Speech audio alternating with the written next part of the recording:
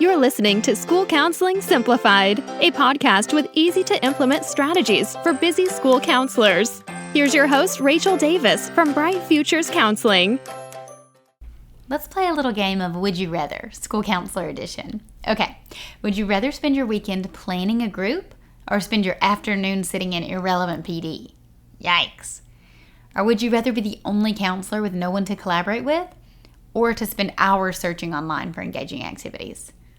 All of these options are pretty bad, right? But unfortunately, they're all too real. But what if I told you I had a solution for you? What if I told you I had access to hundreds of school counseling lessons, groups, and activities, counselor-specific trainings on the topics you need most, and a community of like-minded school counselors to support you? You would say, yes, please. Well, that is what Impact is all about. Impact is my monthly membership for school counselors, and it helps you with all of these things. You get access to hundreds of resources. That's unlimited free downloads. Log in and get what you need right away to every single resource that's in my store. We add new resources each and every month. We're adding a new middle school and elementary resource each month, and some of these are bonus Impact exclusives, meaning that you can get resources just for members. You can request resources that you need and easily search so you can find exactly what you're looking for. And let's talk about the trainings, counselor-specific trainings on the topics you need most. We do these each and every month as part of our Coffee with the Counselor series. Impact members get to join for absolutely free. You earn PD certificates and you get exclusive access to members-only things like the Ultimate Small Group Experience and our Summer Summit Conference. And the community. Y'all, this is possibly my favorite part of Impact. I so look forward to jumping on these calls, to getting to know counselors who are similar to me and also completely different. It's so fun to hear from your experiences and your challenges, and everyone brings a unique perspective to the table. We have an exclusive online community, and we even have a cool app where you can chat with other counselors in these community circles. We have our monthly calls, like I mentioned, twice a month, and we share wins, troubleshoot tough cases, and just talk about what it's like to be a counselor, because so often we're on our own island at our school sites. So if any of that sounds like it's for you, I would love to see you inside Impact. Go to stressfreeschoolcounseling.com/impact to solve all of your counselor problems. And I have a special offer for my listeners. Use code POD at checkout to save 10% off your first month. Okay, let's go to today's episode. Hey there, thanks for listening to another episode of School Counseling Simplified. Today we're going to wrap up our series on anxiety. We have learned so many amazing strategies. If you haven't had a chance to listen to all the episodes, I encourage you to go back and do so. During the months of March and April, we were talking all about anxiety, and I was hearing from experts, school counselors just like you, and everyone in between. So I think you're going to love these episodes. Today, for this last one, we wrap it up with Courtney Bennett from Anxious Kids Can. Courtney is a school counselor and an anxiety expert. She was anxious herself as a child, and then ever since she graduated from grad school was looking for ways to learn more about anxiety and how she can help her students. She's passionate about helping school counselors learn clinical approaches to anxiety, and she shares so many good tidbits in this episode, including things you can do to get the entire school on board, as well as parent support, and how you can use a top-down or bottom-up approach when it comes to using an anxiety and trauma-informed lens in your counseling program. I think you're going to love this episode with Courtney, so let's go ahead and dive in. Hey, Courtney, how are you today? Hey, I'm so good. How are you? I'm great. I am so glad that we get to chat. I found you on Instagram. I was looking, I was like, I want to talk to someone who's an expert on anxiety. So I love Instagram. I use it as like a search engine almost. So I'll go in there and just start typing for stuff. And I reached out to a few different people, and I found you, and I was like, oh, I want to have her on the podcast. So I'm very excited you're here. Yeah, I'm so glad to be here. And I agree. I find things on Instagram that I'm surprised are so good. Yeah, exactly. And that's a real person, like you never know on the account or whatever. So Right. Yeah. nice that you're a real person. So tell us a little bit about your background and who you are. Okay. Hi, my name is Courtney Bennett. I got really interested in anxiety because my family has a lot of anxiety in it. I've dealt with anxiety myself. And then when I started work in schools, like nobody needs to tell us school counselors how big of an issue it is with kids. There's just so much of it.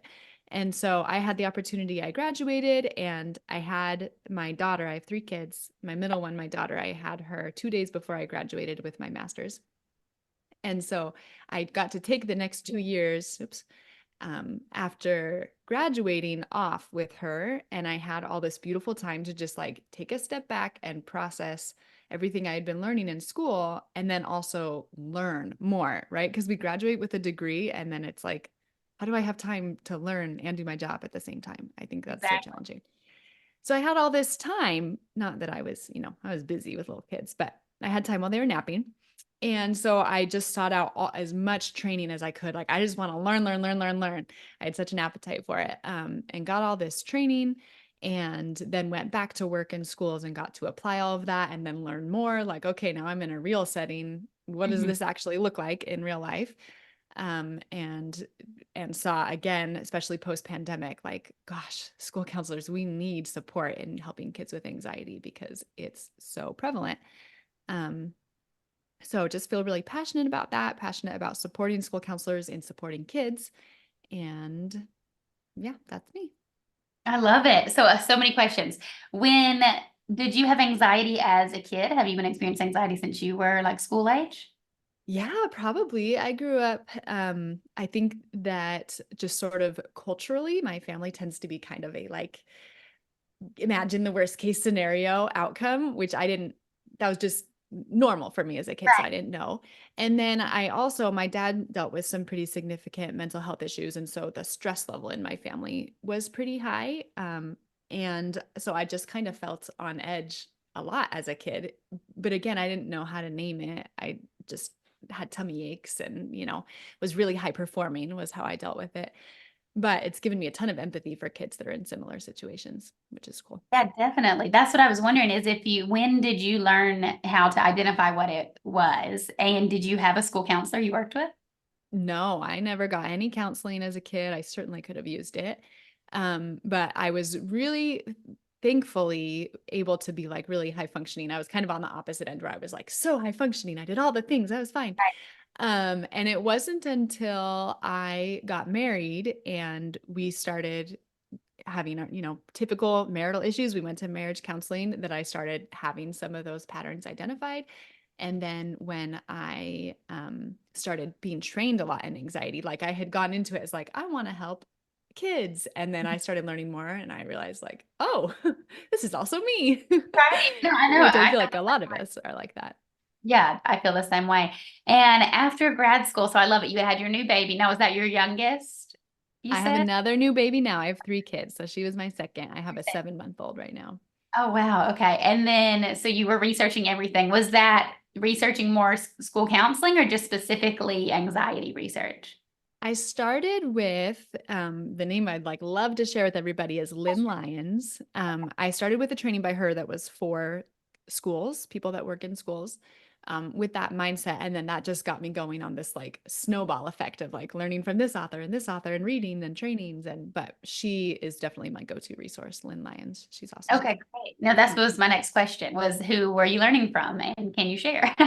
So great. We will link to that in the show notes so people can find. I've actually never heard of Lynn Lyons. Yeah, So she's great. She has a podcast called Flusterclux that's really okay. funny. It's great to learn from and it's entertaining, so I definitely recommend that. Oh, awesome. Thanks for sharing. So then you went back to school, working in the school, and you're like, okay, now I can actually put everything into practice. So let's talk about that. Let's talk about some of your favorite anxiety strategies to use with students. Absolutely. So I would say my favorite, just like simple tool that's so good as a school counselor is what's called externalizing, where the kid can, like, we all know how this goes. The kid comes in, maybe they're like feeling really anxious before a test or coming to school or whatever. They show up somehow.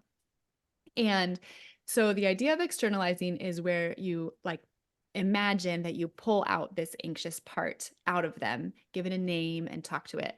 I find it really helpful with kids to make it kind of silly. So I'll pretend to like open up their head. Like I'll be like, let's open up your head. And I like get it in there. I'm like, oh, it's really hard to get out. Like pull it out. Or I'll like have I made little puppets that look like monsters and I show them like, which one of these looks most like your worried part? And they pick one. So we like pull it out. I pretend to like throw it across the room. And then we say like, oh, what's this part's name? And they give it some name like George or Stinky Pants or, whatever they want. And that just helps them take kind of a step back from those feelings, sort of like name it to tame it, right? Like we kind of get some space from this really overwhelming, anxious feeling because it can be so overwhelming. So they get some space, and then we just kind of talk about like a really simple intervention that I love is to just I'll like pretend that the worried part is sitting next to them on the couch or something, and we'll be like, "Worry, you have been bossing Sally around and you've been so mean to her and you make her think that she can't do anything.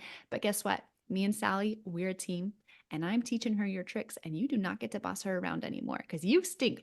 Like we just make it Yeah. silly, like cut through the like drama and scariness of it all and be silly and fun and get some space.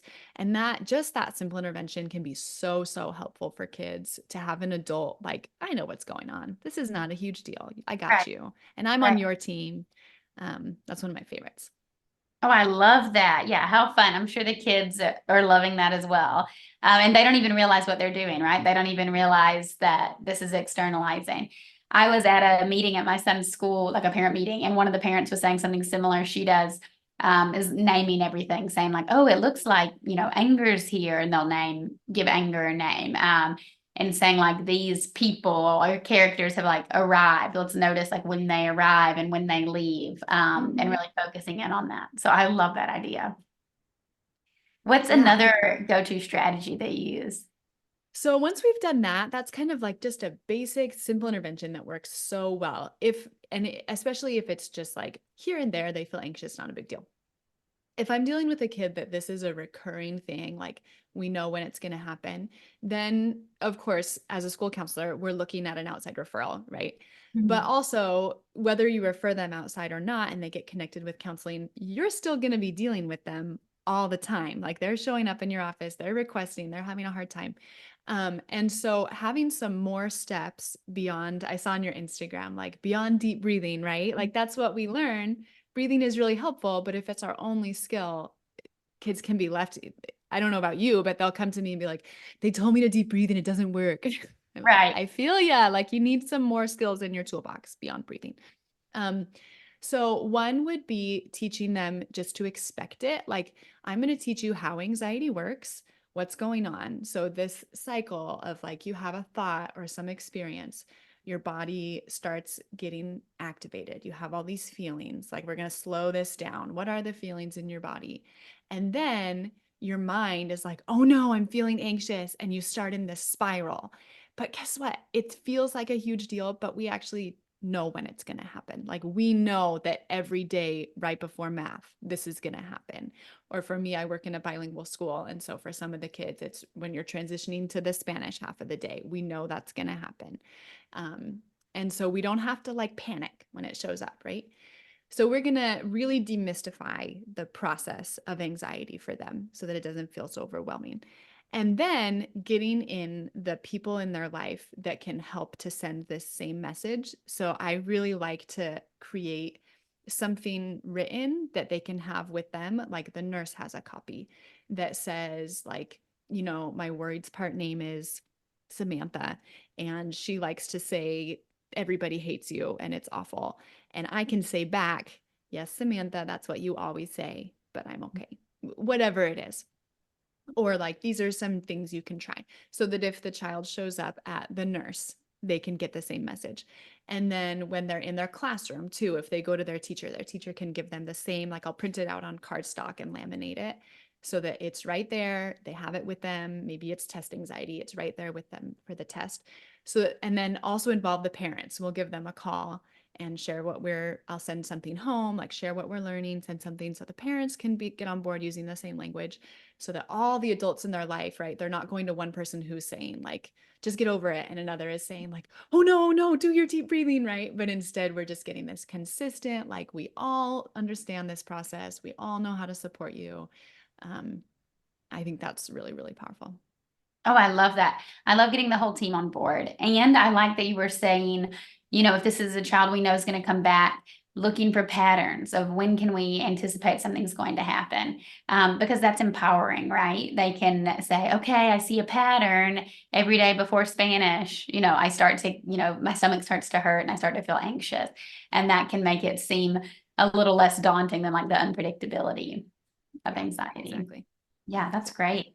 And what about, and this is kind of preventative strategy, I guess what you were just sharing, how having everyone has the same toolkit to use, the same verbiage to use with the students.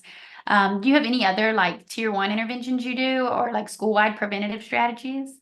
Absolutely. So I've tried in my counseling lessons I was so excited to bring this in and like, okay, we're going to have every student, I'm going to teach them about worried parts and anxiety and have them all draw a worried part. I thought it would go so well.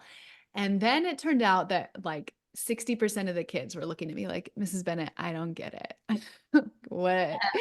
And that was the 60% that wasn't really anxious. And so it didn't really jive for them. So I found it to not be all that effective. What I found to be more effective is from a different book that I have right here. It's called The Upside of Stress. This is another one that I would really recommend.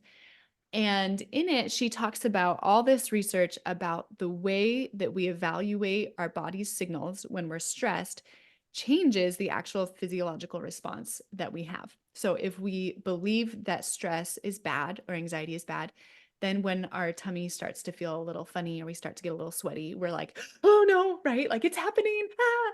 But if we have a different mindset where we know, like, okay, this is my body giving me energy to do a good job, for example, then we actually have a different physiological reaction that is more helpful. And they've done studies where simple mindset interventions can really make a big difference for things like test anxiety and social anxiety. And so that's what I have found helpful, especially right before testing. I don't know if in your state it's similar, but my kids, it is way worse than when I was a kid. They do this like 4 weeks of testing every day where they're at the computer for an hour at a time for weeks and weeks. And it's so stressful for them. And there's feels like there's so much writing on it and like, oh gosh. And so I like to teach my teachers, which that is, like sort of tier zero, like changing Right. teachers, changing their mindsets. Teach my teachers how to do this too, because I think it's even more powerful if it's right there embedded in their setting, not me coming in. But then also, I typically go in before testing is going to start, and we do this intervention where I teach them a simplified version of this mindset intervention. And I'll tell them that, like, did you know that I know that you've been taught that if you're stressed, you need to make it go away. But actually, you have this incredible ability that when you feel stressed, it's actually your body helping you do a good job. And so when it shows up, what I want you to think is like, yes, thank you, body, for helping my brain work fast and remember everything that I learned. And thank you, belly, because you're giving me lots of energy to focus. And even though that seems like not like the teachers truly look at me and are like, are you sure? Because they've been taught that they're supposed to teach them to breathe and make the stress go away. Um, it is like the research is very clear that that's an effective intervention. So I love that one because it's simple and it like really lowers the stakes and it's so easy to apply to all kids. That's so great. You have not read the book and I haven't really thought about that before, but that's so true. Like how you can lean into it and acknowledge the same physical feelings and sensations, but realize how they can work for you, not against you. And I know we always talk with kids about when I do like anger management things as well, like what does it feel like in your body when you're angry? We're trying to get them to notice their emotions and to know, okay, my Mm-hmm. fists get tight, my face gets hot. But there is the anxiety component, right? If they're like, oh gosh, my face is getting hot and my fists are getting tight, I must be getting angry. I'm about to do something. and then they kind of start Mm-hmm. spiraling. So Mm-hmm. that is so interesting. Yeah, I'll have to read that one. Yeah, it's cool. She talks in it about like not parachute, what is it called? Skydivers, that Mhm. you would think that the really seasoned skydivers would like not have an elevated response when they're going to dive, but they actually do, like their heart rate spikes, the whole thing, but they interpret it as excitement, Oh, whereas new people interpret it as terror. Right. right. And so, like, it's really powerful the way that we interpret these things that are going on in our bodies. And I love to just empower kids with, like, you don't have to be scared. Like, your body's not going to do anything you can't handle, right? It's trying to Right. help you. Oh, I love that. That's so good. And I love teaching teachers. I'm always encouraging counselors to do that, just to kind of spread yourself, right? Because we're so limited on how we can reach the students and the limited time we have with our caseloads. So what does that look like practically? Do you do like an in-service with teachers? How do you train the teachers? That's something I'm definitely still figuring out. I feel like teachers are themselves spread so thin and they have so many things pulling at them that I feel hesitant to add anything more to their plate, right? Right. I think that that's challenging. Ideally, that's what I would like to work into is maybe like we have, these like PLCs, professional learning communities. I would love to lead one as like a book study or something. For now, it's been informal, just like building relationships with teachers. And then when they come to me, I share Mhm. with them so that it feels like I'm not coming at them with something else they have to, some new thing, how it is in education, some new thing that they have to try. So that's what I've tried so far. But yes, I would love to do like more of a structured training, Mhm. just not quite there yet. Right. No, that is tricky to navigate for sure. That's been my experience before where I've suggested something thinking it's going to be super helpful, but it just feels kind of overwhelming to them because their plate is also so full. Everyone's. Let's talk about approaching things through an anxiety and trauma informed lens. So, how can counselors approach their students and run their programs through this lens? Yeah, gosh, that question when I was thinking about it, I think is kind of tricky, but what came to me is learning as much as we can about the brain. I have found that the most helpful, just learning how the brain works and how anxiety and trauma change brain responses. And then within that, for me, thinking about based on what I know about the brain, and what I know about this child and their circumstance, do we need to work on things from a bottom up or a top down way? And I'll explain how I imagine that. But basically, if we're dealing with trauma or something that has impacted the lower, most simple parts of the brain, then we're talking about issues with sensory processing and body regulation. And so I want to think about like, what are the sensory accommodations I can put in place? We do really want to focus on deep breathing. We want to find ways to calm those lower areas of the brain that are having a hard time before we go up to a top down approach, which is like, we're going to change the way you're thinking about this.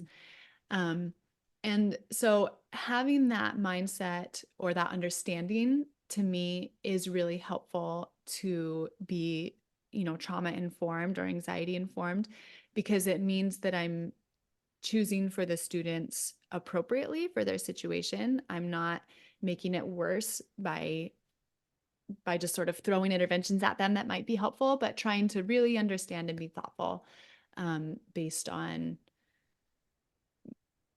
Hmm, this is hard For to the rest. Yeah, put in no, words. I love this. Yeah. I'm wishing I had you as like our first anxiety guest because we are wrapping up. I think this is our last one of like the 2 month series, but this is Uh-huh. huge because I've had so many different counselors and experts on talking about different things, and they're all wonderful approaches. A lot of people have been talking about CBT, body regulation, completing the stress cycle. Did a training Yeah. on things like that. But you're totally right that it's different. Different students need different things, right? Like CBT is amazing and so powerful, but not if they're operating, bottom up, like you were saying, not if they're in that Exactly. lower level where they need to just regulate, right? First, they need to Right. self-regulate before they can even have those more complex, like thought patterns. They're not going to be able to recognize a thought pattern if, they're dysregulated. So Right. I love that. That's just like, it makes so much sense. It's like an aha moment for me. Like it makes so much sense, but I haven't thought about it that way before. So I'm so glad you brought that up. Yeah, yeah. That's been once I finally like that clicked in my mind, it was helpful too, because you're right. You go out there and there's all these trainings and it's so overwhelming. Like I've been paralyzed. Like I know so many interventions that I just don't even know which one to use. Like, ah. Right. And so just simplifying it to like what is going on in this child's brain, right? Like where do we need to target? And there are lots of different ways, but just kind of choosing is this bottom up or top down has Mhm. been really helpful to me. Oh, I love it so much. Well, this has been excellent. Thank you so much, Courtney, for your time and for sharing with us. Where can everyone connect with you if they have any follow-up questions or want to learn some more from you? Yeah, so I also have an Instagram account. I will admit I haven't posted on it in a long time because I was working full time and had two kids, and now I have three kids. But I do have a goal to get back on, maybe in a more simplified way than how I was doing it. But my Instagram account is called Anxious Kids Can. And I'm on there. People are welcome to message me and connect. I would love that. I feel really passionate about supporting school counselors to develop more clinical skills because I feel like sometimes we're just put in this role without a lot of support. So no guarantees that I will be super active because I'm still not getting a lot of sleep with my Everybody's baby, working. but I'm working on it, and the goal is to get back there. I love it. I love it. Awesome. Well, we will, yeah, reach out to you there. Link to everything in the show notes, including those books you recommended and everything. That would be awesome. Thank you so much for your time. It's been awesome chatting with you. Yeah, thank you, Rachel. Thanks for listening to School Counseling Simplified. You can find the links from today's episode in the show notes. If you'd like to connect with Rachel, she's on Instagram and Teachers Pay Teachers at Bright Futures Counseling. Be sure to subscribe to the podcast so you don't miss any episodes of School Counseling Simplified. Talk to you next week.